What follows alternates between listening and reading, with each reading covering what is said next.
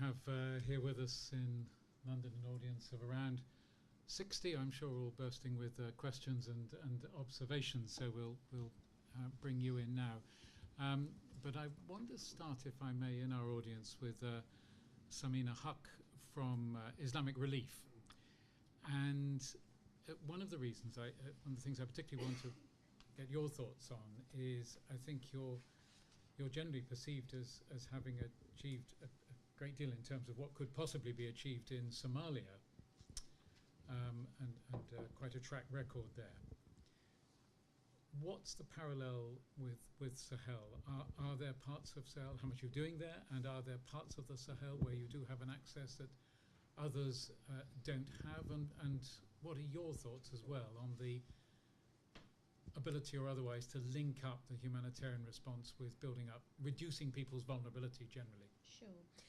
I'm not aware of any problems for us to operate in Sahel, as there were problems for other agencies to operate in Somalia.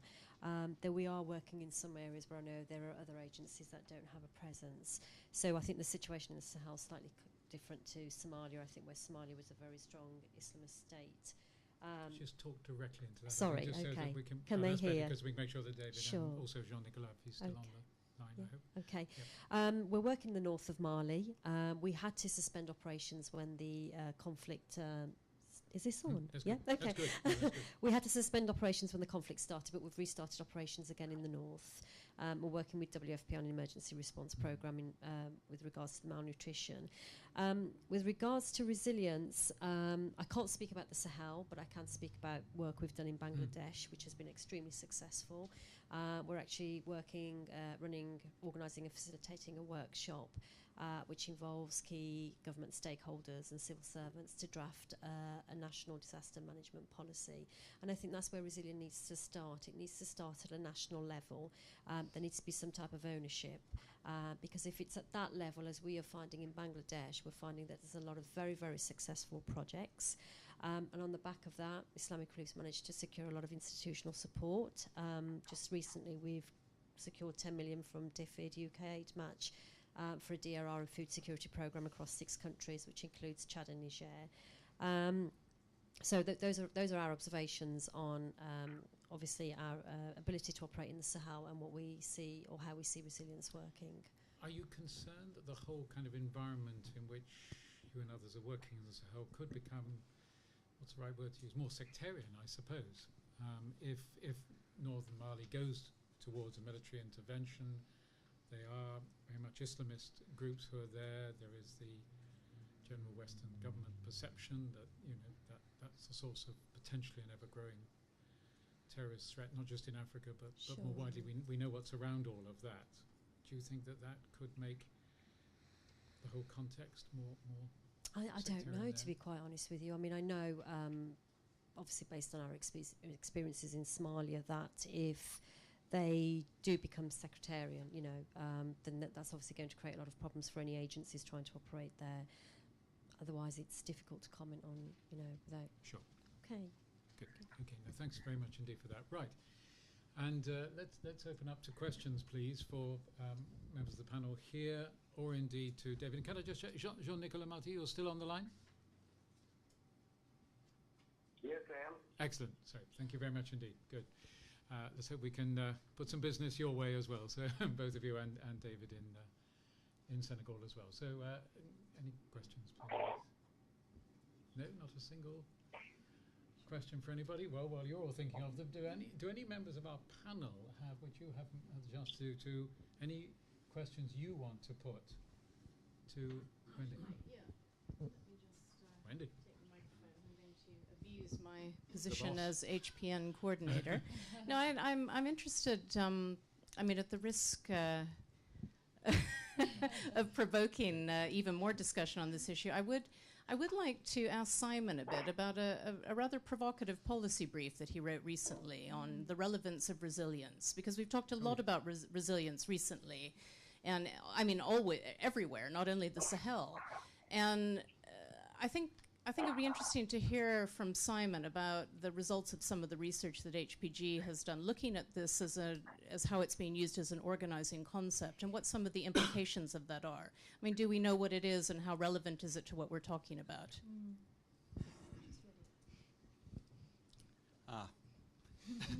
Thank you, Wendy. I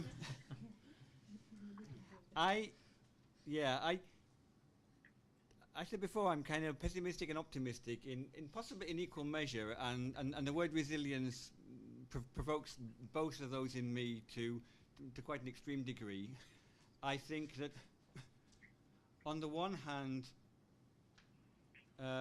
if we've kind of realized that the job of so-called development isn't to worry about gross domestic product per capita and big stuff, macro stuff, and that's what clever economists do. They worry about big stuff, and that kind of the poor, marginalised, kind of with sort of 3 chickens and a goat if they're lucky. They're kind of not really the business of development, but when they get hungry, the humanitarians sort them out, and kind of and there's the small. And I'm please, this is in inverted commas. I'm deliberately trying to sound pejorative, but it's in heavy inverted commas. So the small participatory NGOs can kind of mess around with kind of little development at that level. If the word resilience means that is kicked in the dustbin, and we finally realised, and when people like Diffid and when people like Echo say resilience is what matters, if that means that they're saying, right, the big guns, the big brains, the big money, the big development thinking is not about the capital and the middle class and so on only. I mean, it plays its role as well, but that only is good if it means that people don't fall off the edge every time it doesn't rain very well. And let's remember, I don't want to go into numbers, but let's remember that the food deficit or rather, the drop in production from average in Niger was 3%. Yeah, and even the worst famine ever in recorded history that Bob Geldof sang about in Ethiopia, food production was down by 25% or something like that. It wasn't down by 90%. Yeah, so it's not about that. It's if it means that we can get the economics right, and if that's what resilience means, then I'm incredibly optimistic. I don't see that playing out because in practice. If we look at what's really going, how do people in Niger cope? For example, take Niger, doesn't anywhere in the Sahel. Answer: they don't. I mean, what we call the coping strategies are, they mortgage their land, which is obviously, clearly a failure to cope, or if you like, a lack of resilience. But what's going on is, words which haven't been mentioned today, and which I don't see very much mentioned in the kind of the literature when people are talking about resilience programming. One is urbanization. Absolutely massive. This idea that people are kind of standing still and living in this world waiting for us to build their resilience it's overly pessimistic and overly optimistic. The idea that we can solve the problem is hubris, of a kind that should be locked away. And the idea that it's all going to stay and they're going to get poorer and poorer until we do something because they're waiting for us is actually overly pessimistic, because economies are vibrant, even if and they're changing. So there's massive urbanization. Urbanization doesn't just mean people leaving rural areas; it means people in rural areas producing for urban markets. That's led the. I can't remember. I think it was either Camilla or Nick was speaking before about people's dependency on the market for food. What does that mean? It means that the poor aren't farmers anymore. They're largely labourers working for the rich. The whole economy has changed. I don't see that reflected very well in our thinking on resilience, and what I see instead is far too much talk around which graph to use, which framework to use, complicated language around complexity and systems and so on, and I think we worry far too much. We worry about us all the time and which budget line it comes out of. I mean, we know this stuff. There's nothing new. So I don't mind there being nothing new about resilience. It's food security. It's not largely what we're talking about. I mean, it means more than that. I don't want to say it is only that. But in the Sahel, that's basically what we're talking about, with the emphasis on security. There's absolutely nothing wrong in going back to that old agenda and saying, let's sort it out finally. The only problem is if we think we're doing something new and then forget to analyse, well, why did we not get it right in the past? So that's why I say optimistic, pessimistic around resilience. Good. David Gressy. Me off, I see. Yeah, Quite right. only because of time pressing on. But David Gressley in Dakar. In fact, I cut you off slightly on the question of resilience when you were speaking much earlier on, so we could return to the more immediate things. But what would you say in response to what Simon's just been saying there?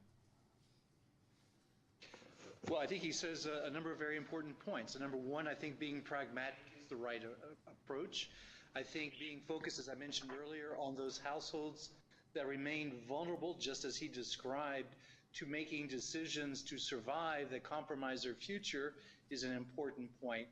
I agree we probably don't know what to do in every case, and we will only know by trying.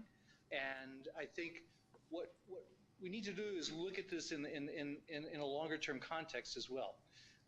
Right now in the Sahel, as I described it earlier, there's 115 million people. It's one of the most rapidly growing areas in the world from a population point of view, doubling within a generation. So within a generation, we could have 250 million people in the same area.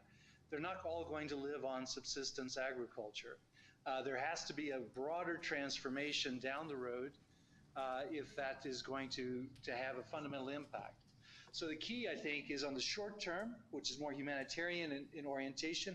We work to treat the impact of what we see in terms of food and nutrition problems across the Sahel. That's what we did this year. It's what we should do next year. In the medium term, we maintain the focus on those households that I've described to try to build up the systems that can assist those very specific households. The key is to keep your eyes on those households and to change what we see right now is a lack of resilience, as I described it, the kinds of actions they take to survive, which compromise their future. That should be the organizing principle on resilience, certainly in the medium term, and that's a development challenge.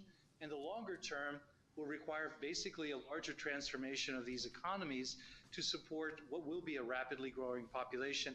Education will be key to that. So we need to keep all three streams in place in our minds: the short-term humanitarian response, the medium-term sort of the traditional development, and the longer-term how we can assist in that broader transformation to what will be there in 20 to 30 years. Over. Thank you very much indeed. Jean-Nicolas Marty, if you're still with us there in Niamey.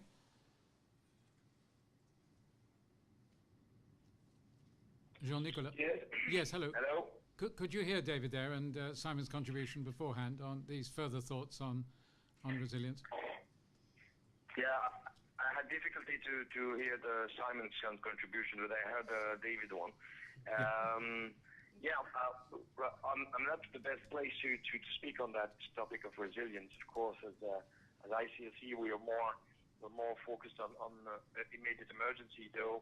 We are looking into a possible transition towards development actors and coordination, and that the ICRC action is in a way not integrated, but takes place in an environment that has to look into the future solution, not only the urgent, immediate need on the ground. But as I said before, I have nothing specifically to add on resilience. Okay, thanks very much, Dean. We have a question too in the audience here. Yes. Just got a microphone to you. Gentleman there. Thank you. That's yeah, fine, this one. that's fine. Yes. My name is Johan. I work for World Vision. And let me first thank the panel for your presentations and for some good discussion. I had a conversation recently with a colleague of mine regarding the response in the Sahel, and he framed one of the problems in terms of early warning, early action, in the sense of that we have early warning systems that work and we generally know when problems such as famines and droughts will happen, but that the problem is actually that we don't have a system or a way to do early action as well as we would like to, because the incentive structures for political decision makers are heavily geared towards late responses with clear results coming out. So we wait until people are dying before we react, because then we know that our aid will actually make a tangible difference and there will be cameras watching it. And this is the way that conversation went. My question to the panel is, Would you agree that that is one way to look at the problem? And if it is, how do we change the incentive structure so that early action becomes more appealing to political decision makers? Okay, right. That's a good question. And in fact, I wonder, just before we do throw it back to the panel, I wonder if, I mean, some have suggested, haven't they, that there was confusion caused in, although it was a relatively early response generally to this year's Sahel crisis, nevertheless there were different predictions from FuseNet and others, different language being used. So did that make it, it could have been even quicker than it was because of that? So let's put that back. Nick, maybe you first. From Save the Children. Yeah, on the that point on the early warning systems, I think it's there's anecdotal evidence that it suggests that confusion allowed some smaller donors to delay their contributions to the response, and therefore the humanitarian response may have been slightly delayed or might not have reached the scale needed at the right time. No doubt that was an issue, but I think that's still the general consensus is that early warning systems are being improved, that technical understanding is improving, and then the challenge then is how to transform that into early response. Two things I'd say there. First is agreeing with the sort of the risk question that currently donors aren't willing to take the risk of going out ahead so soon. Some donors are, and interestingly, someone made the point that it's actually the least democratic donors that were the earliest. So the UN, SURF, and ECHO. So the ones that aren't directly accountable to voters are the ones that could take the risk and go out sooner. So that's one of the incentives talking about, that until it gets in the media and people understand why the money has to be given, decision makers are reluctant to do so. Hopefully that's now changing, with the dynamic moving towards early response is now kind of a popular reward, an electoral reward even, for early response. Doing things better is well recognised. But that's on the risk. But the second point is early response really what we're after? Picking up also on Simon and David were saying, in a normal year, in a non-crisis, or in inverted commas, a non-crisis year, in Sahel or in Niger, 307,000 admissions for severe acute malnutrition. A 250,000 children dying across the region from or due to malnutrition. That's a normal year, and as you were saying in your introduction, like that, we seem to tolerate that. Well, we can no longer tolerate that. Whose responsibility is that? So let's not leave it to the fire brigade coming in when it gets really bad, when you get an extra 13,000 children admitted for severe acute malnutrition, which is the difference between a peak year, a crisis year, and a non-crisis year. Let's not wait for that, but let's address the everyday levels of malnutrition in a way that can then also deal with the fluctuations, the seasonal and structural fluctuations. And that's where you get beyond early response and you get to building into social protection systems, ways that you can scale up and scale down at the right times, giving more people cash transfers or giving them larger cash transfers at the appropriate seasonal times to be able to help them through the worst periods so you don't get the spikes. And if you can build that into the long-term development programs, then you get away from early action, early response. You build the early warning systems into the ongoing programs. Yeah, at the risk of becoming too technical, and just in answer to your question, directly sort of regarding early warning and having a system where people will listen to that early warning. There's something called the IPC, which is the Integrated Food Security Classification, and you will remember the maps in Somalia with the that's what we're talking about, and which is basically a system that allows different information to come in, to be analyzed, and for food security to be classified, to then allow decision makers to make a decision on response and the type of response. Now, in West Africa, we're still at the early stages of putting that in place. However, I was part of an initiative of the IPC, or very similar to the IPC. It's called the Cadre Harmonisé Bonifié in the Sahel, in February 2012. And that included FuseNet, that included all parties there, and we all came to a consensus. And And I think that initiative was really important in actually throwing out the message that we can actually have an agreed understanding of what the food security situation is. It then so happens that FuseNet published slightly different maps, and that's something that as a group and as a member of the IPC, both Save the Children and Oxfam are members of the IPC, and so it's FuseNet. We are working to ensure that it doesn't happen again, because that should not have happened.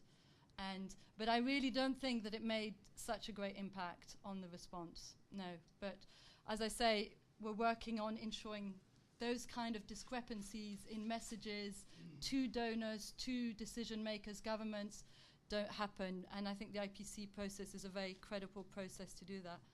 I'm sort of tempted to jump in on responding to Simon, but on the resilience, but I don't know if there's other questions. No, please do. I have one actually that's been phoned in or emailed in, which we'll do in a moment. But can I very quickly jump in on this one and say it's very, very easy to bash the politicians and the donors, and it's fun and often very, very justified. But let's not let ourselves off the hook. It's not really about that so much. And the proof is more in the Horn than in the Sahel. And if you look at the requests for money, and when they went to donors, they followed the CNN effect. It wasn't that the donors released the money. Sorry, the BBC effect, apologies. It wasn't that the donors only released it when it was on television and they could get their, oh, look, we're helping. They released it when they were, if you look at, things like the consolidated appeals process, if you know about such things, in the middle of the crisis, everyone on the ground was going, it's fine, we don't need any more money. Really, right? So it's not as simple as the politicians. That's all I wanted to say on that. Okay, good. Let me just bring in, we've had a question either phoned in or emailed in, I think phoned in from, it's one of yours, from Ellen Martinez, Advocacy Advisor Education, Save the Children. The speakers have mostly referred to a malnutrition crisis in addition to the impact of conflict. I would like to explore the multiple impacts on affected populations, notably children. Two related questions for the panel. What would it take to move beyond a life-saving lens to actually look at the multiple impacts caused by such a protracted crisis? Why do we continue to face challenges when tackling slow onset emergencies from a more holistic perspective? Right, would anybody on the panel first of all like to answer Ellen's point? Yeah.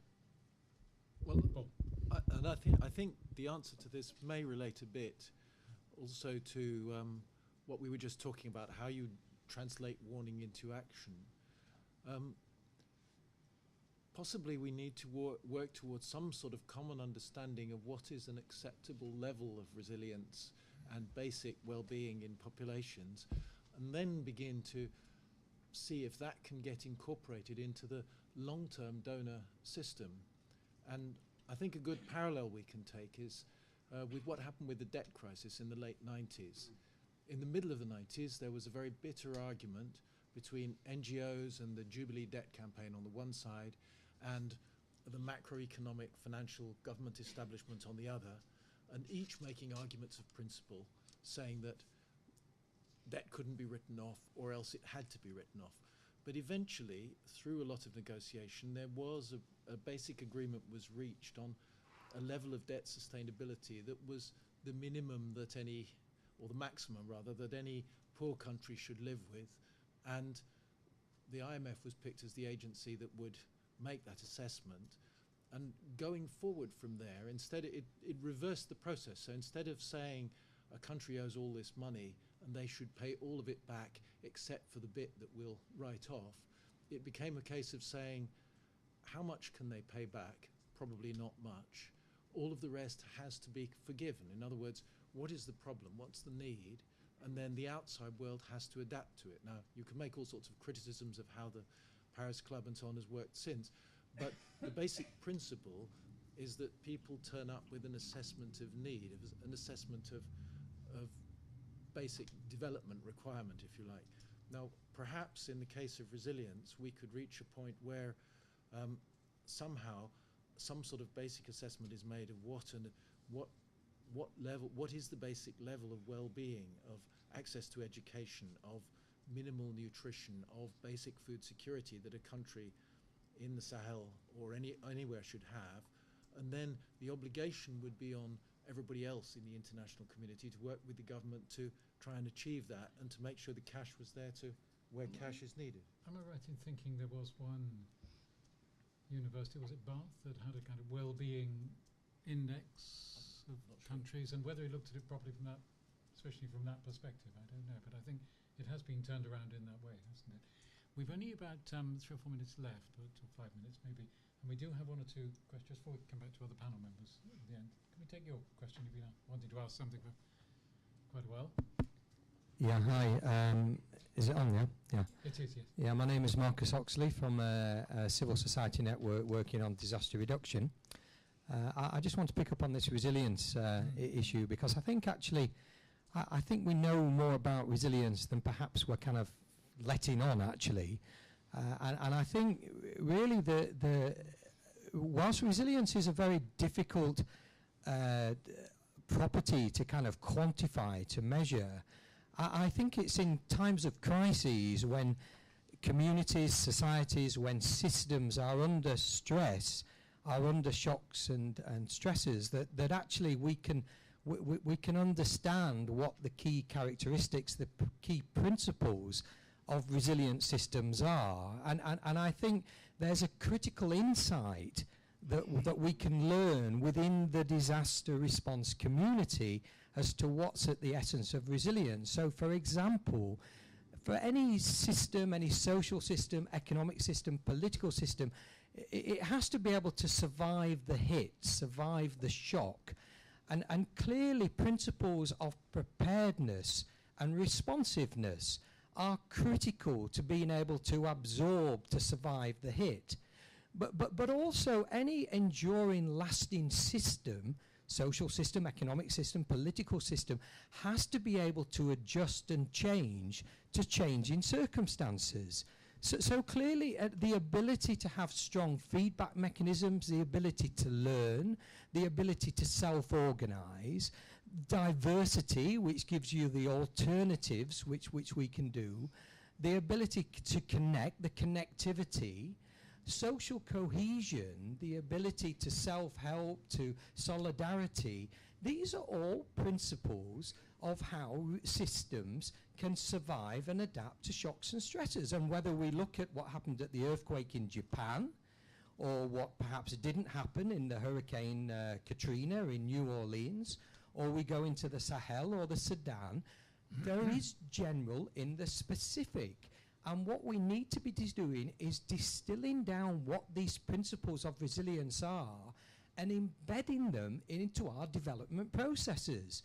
So we need to say, what do the principles mean in terms of social protection? What do they mean for our agricultural systems, for our economic systems, for our governance systems? Because that way we will build systemic resilience into our political, economic, social processes. That's what we should be aiming for. Thank you very much indeed. And do any of them pay sufficient attention to the pastoralists, who I always seem to see getting marginalised wherever I go? But so, you wanted to ask one, did you? And if that's, we'll take that last one from the floor and yours, and then we will just do a quick wrap up. Thank you very much to all the panellists for the interesting comments. I think the Sahel crisis is seen another example where child protection and education programs haven't been funded. I think it's 4% and 12% on the CAP appeal. So it's good to have the SAVE and UNICEF representatives here. But do you think, as we look for resilience and longer term solutions, that this will see the need to make sure that the next generation have access to protection services and education services, that will see additional funding coming into humanitarian development agendas from donors? And secondly, perhaps more for the Oxfam persons, we haven't really talked about the global system so much, and I'm just wondering what your analysis is on the effect of, say, subsidies in Western states or the international financial systems on food prices in West Africa, and have you got any analysis on that? Good. It's got to be a bit. Thank you very much indeed. I remember hearing somewhere the other day that only 2% of all humanitarian funding has anything to do with education, and those who fight for that feel that's very low. And did you want to just include one and then a quick sweep around and bring in David and Jean-Nicolas as well? I'm Tricia Rogers, and I used to be director of Jubilee Debt Campaign, so I was very interested in the suggestion that we might learn some lessons from the whole debt process, which I think is a fascinating suggestion. However, I think I'd just like to sort of share a few cautions, because I think most of us in the NGO community were very critical of a process that depended on the Washington Consensus, depended on a sort of this HIPIC, the definition of HIPIC, the heavily indebted poor countries, as you say, gave very tight criteria on which countries qualified and which didn't. And so those that were just under the qualification got no help at all. Those that were just over initially just got brought back to that borderline dangerous level, which of course they then would gradually go over again. Then, of course, in 2005, with the Multilateral Debt Relief Initiative, we did manage to change that, so they got their whole debts cancelled. But I think I won't go into a lot of detail here because it's not totally relevant, but I think this idea of finding a criterion by which things are triggered, and perhaps looking at the Bath University Wellbeing, is a really exciting idea, but I think don't let the World Bank and IMF lead on it. Thank you for the observation. Right, and I think that with time as it is, that means we must just go around now, and if you, in your sort of final thoughts on what we should take forward on the Sahel and the response to the crisis, short and long term, all of you, just take in those points that have been made in those final questions. Can we throw it first to, do we still have you, Jean-Nicolas Marty? We can't see you, so I have to just check whether you are still there. He was having trouble reconnecting. His line dropped. So Okay, well, we might have you, Sean, just to speak for him there. But David Grassley, please. It's a summing up on what you think are the most kind of headline things that have come out of this, and the most important things to be borne in mind now in short and long-term response in the Sahel. Right. Well, it seems that the conversation has revolved considerably around the issue of resilience and how to go ahead on that. I'll just make 2 or 3 points on that. I think that I haven't made so far. I think one, this is an appropriate approach to take to really target these households that are chronically hit by this type of a problem. We have lacked that, I think, across the Sahel in the past. I think in addition, we need to, I think this is a moment of opportunity because there is a considerable amount of political will to move forward with this. But what we need to see is something operational happen in 2013 to demonstrate the validity of this and to really solidify the kind of political engagement that we see. So far, much of this has been conceptual and discussion and not practical, real things on the ground that can demonstrate that concepts are actually functional. In my view, 2013 is critical to a resilience agenda and will go a long ways to determining whether we talk about resilience in 2015 and 16, or if it's another forgotten word and we'll only remember it when the next drought hits in the Sahel. And then maybe a final point on the importance of Mali.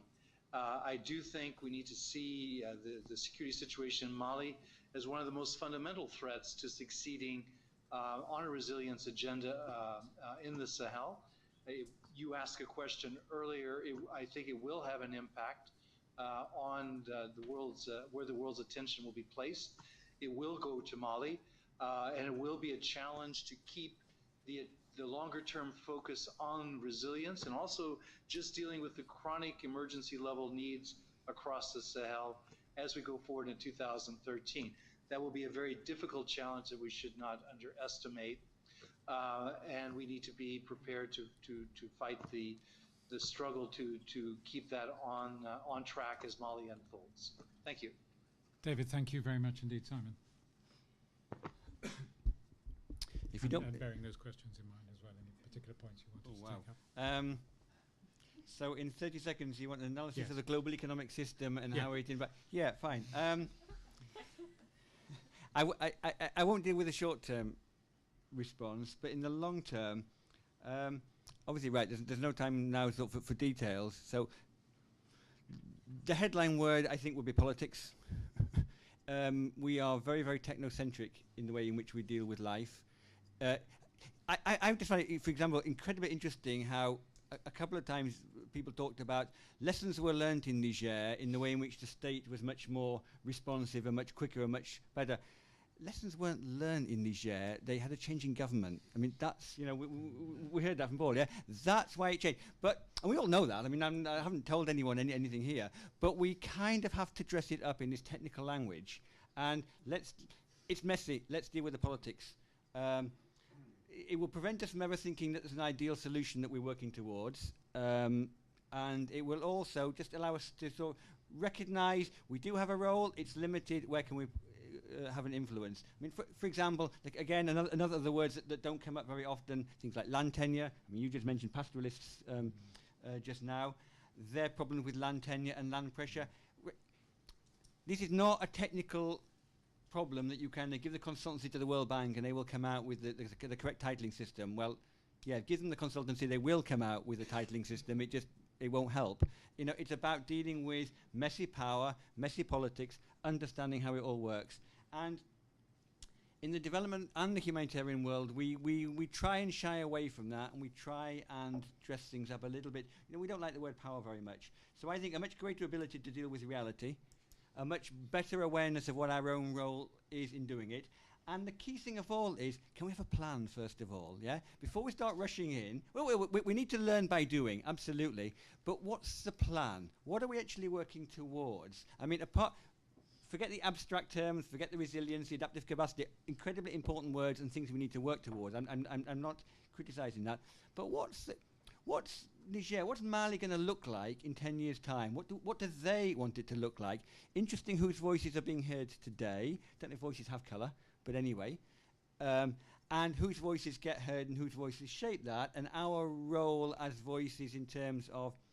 So it would be those kind of messy things that I would be more worried about, because we're not going to have a perfect technical solution on what to do, but if we can play in a better, much smarter way, I think we've got a better hope of being a force for good, but never, never, never the solution. Right, just as we swiftly go along the panel.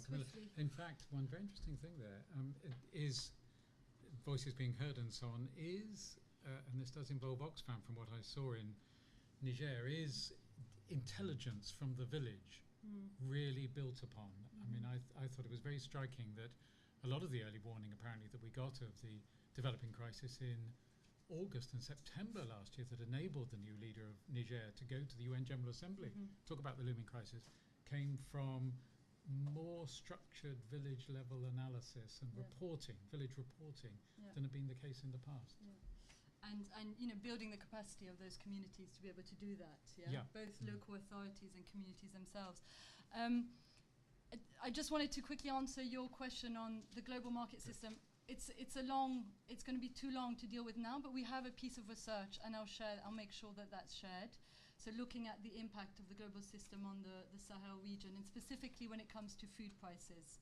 So in terms of finishing off and responding to Simon here on resilience, I think we have a key opportunity here in as much as we are having this conversation, and we're having this conversation, development actors are having it, and we are having it, and that in itself is a huge move forward, and I think we need to build on that, and we need to go with that.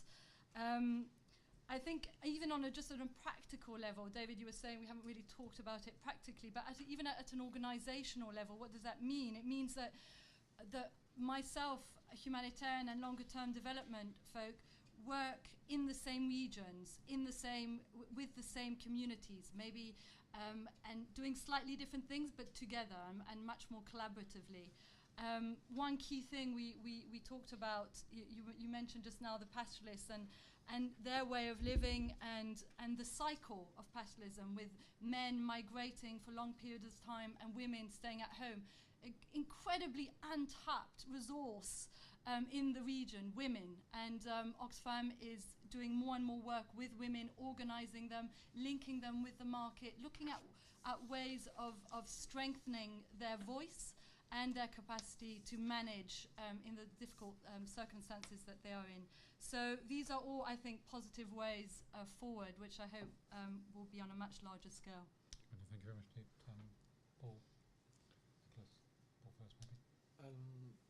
I'll just make two quick points. One, I think on the technical development side of things, something that I just make 2 quick points. And on the technical development side of things, something that's going to I'm sure, need a lot more arguing and case making, if you like, in the donor community, and particularly in the key sort of decision making capitals, is to get across the cost if we're going to need to do a lot more cash support for communities. The current World Bank program experimenting with cash transfers for families in Niger, which covers just under a third of the country, is budgeted at $70 million just for 2 years. And the research by Save the Children suggests that the level of cash transfers being tried in that program is probably rather too low. So perhaps we're looking at 200 or 300 million for every 24-month cycle just for Niger. So for the Sahel as a whole, that sort of support is going to cost a lot of money, and the intellectual case will have to be made. And then just the only other point is to say the Sahel is a hugely complex society, and in political and social terms, it's massively complex. Not just pastoralists and farmers, not just Tuareg and people in settled villages, communities. We're looking at a very, very complex political and social and ethnic structure, and managing the crisis and taking account of all those factors will be very difficult. Thanks, and I'll say 1 point on education before summing up, picking up the point before. Yes, education is always underfunded in emergencies, and we can make the appeal every single time, and that education is part of the life-saving response. It's also part of livelihoods building, and it helps build resilience, and I think perhaps the resilience agenda helps make the case for that. But we'll certainly continue to be making the case for education in emergencies. And in the longer run, if we look towards the opportunity of the post-2015 and after the Millennium Development Goals, it's the children who are hardest to reach, who are the ones who are not in school, who are the ones who are not getting the quality education that the MDGs have demanded. So that after the 2015, or even now, we need to be looking at how to reach those children in Mali, in Niger, in the places that are difficult to reach with sparse populations, and how do we get those into getting a quality education, so that then they can prosper as well as survive in the food crises, and that should be linked together. Final point then is really on from post 2015 to 2013. David made the point that the rubber has to hit the road in 2013 on resilience, otherwise it will be a lost buzzword, a lost opportunity. So how do we make that happen? Well, here we are in the UK, and we haven't mentioned DFID. What's DFID going to do about it? In the Sahel, not a lot. They're not putting new money in, have no bilateral programs there, working mainly through multilateral agencies. How are they going to use then their leverage with multilateral agencies to support resilience, to put the investment in social protection that we've been talking about? How are they going to make sure that happens? And finally, how are they going to use their leadership, particularly with the resilience champions that Camilla mentioned? So that's involving the major donors and the major UN agencies. How are they going to use that body, use that group of individuals to actually change the way that development agencies take responsibility for risk and start bringing down the levels of chronic malnutrition so that we can actually prevent the spikes like the Sahel crisis saw this year? Thank you very much indeed, and thank you to David Gresty, still there in Dakar, Senegal. Thank you very much indeed for joining us and for your contributions. I think we have lost Jean-Nicolas Marty, but we thank him as well from Niamey, Niger, and to Sean Maguire. Thank you very much for making that happen, I'm sure. To all of the panel here and to all of you for coming. Thank you very much.